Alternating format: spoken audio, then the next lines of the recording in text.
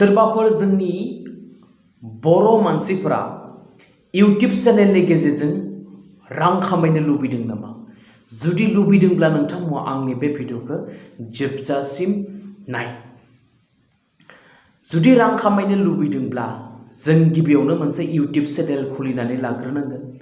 बेयाव जोङो सानफ्रोमबो मोनसे हायो मोननै हायो भिडिअ होनांगोन। सोरबाफोर जुदि सानफ्रोमबो हायाबा सप्तायावबाबो सानथामजोंबाबो मोनसे भिडिअ होनांगोन। नोंथाङा YouTubeनिफ्राय फैसा मोननो थाखाय नोंथांनि चेनेला 1000 नि बांसिन साबस्क्राइबार जानांगोन, 10,000 निबो बांसिन भिउवार्स जानांगोन आरो 4000 आवार्स वाच टाइम जानांगोन। अब्लासो नोंथांनि YouTube चेनेला मनिटाइज जागोन, अर्थात YouTube चेनेलनिफ्राय रां मोनगोन। गोबां प्रसेस दं। बे प्रसेसफोरखौ नोंथांमोननो आं उननि भिडिअफोराव बुंगोन। नोंथांमोना खालि गिबियाव मोनसे YouTube चेनेल खुलिनानै ला। YouTube चेनेल खुलिनानै सानसे हायो, साननैजों हायो, सानथामजों हायो ना सानफ्रोमबो हायो भिडिअ होबाय था, मोजां मोजां भिडिअ होबाय था। भिडिअ होनो थाखाय जोङो दामि दामि केमेरानि प्रयोजन गैया। मबाइलजोंनो नोंथाङा भिडिअ रेकर्डिं खालामनो हायो। बेनिफ्रायनो नोंथाङा YouTube चेनेलाव गावनि YouTube चेनेलाव जा नाम होयो गावनि YouTube चेनेलखौ जा रोंगौथि दङ बेनि सायावनो भिडिअ बानायनानै आपल'ड होबाय था। अब्लानो नोंथाङा दिनै नङा गाबोन, गाबोन नङा सानसे सासे मोजां इउटिउबार जानो हागोन। बेनिखायनो आं गासै बर' रायजो राजाफोरखौ गुरै खावलायो, जों जुदि सोरनिबाफोर बर' मानसिनि YouTube चेनेल नुयोब्ला जों बेखौ साबस्क्राइब खालामनांगोन। साबस्क्राइब खालामनानै खाथिनि जा घन्टा बेल आइकन बेखौ प्रेस खालामनानै होनांगौ। अब्ला नोंथाङा सानफ्रोमबो बे YouTube चेनेलनि भिडिअखौ मोनगोन।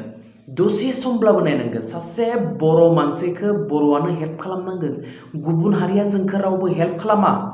बेनिखायनो आं प्लिज अननानै गासैबो खावलायो, आंनि बड'लेण्ड टाइगार YouTube चेनेलखौल' नङा, नोंथांमोना जेसेबां बर' मानसिनि YouTube चेनेल नुयो नोंथांमोना साबस्क्राइब खालाम, लाइक खालाम, शेयार खालाम, कमेन्ट खालाम। अब्लासो जों बर' मानसिया बुहुमाव सिनायथि जानो हागोन, गावनि टेलेन्टखौ दिन्थिहोनो हागोन, गाव माबायदि मानसि बेखौ मिथिहोनो हागोन बुहुमनि गेजेराव।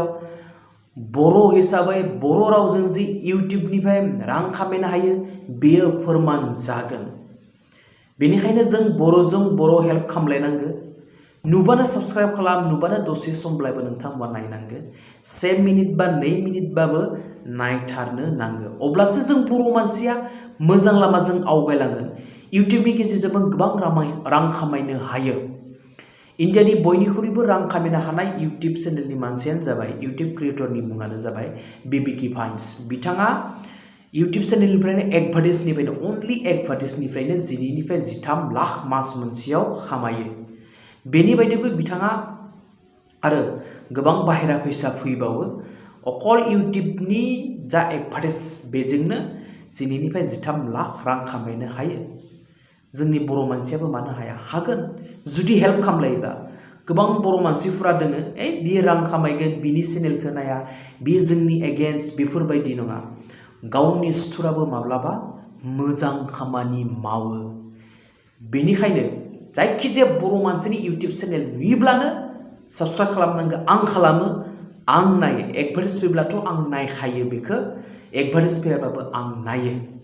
साबस्क्राइब खालामनाया जों गासैबो बर' हारिनि दायित्व, गोजौ लामाजों दैथायहरनाया जों गासैबो बर' हारिनि दायित्व। बेनिखायनो जों साफ्रोमबो बर' फिसाफोरा जेसेबां इउटिउब चेनेल दङ नुबानो साबस्क्राइब खालामनांगौ आरो नायनांगौ। प्लिज सोरबाबो जुदि बड'लेण्ड टाइगार इउटिउब चेनेलखौ साबस्क्राइब खालाम, लाइक खालाम, शेयार खालाम आरो कमेन्ट खालाम।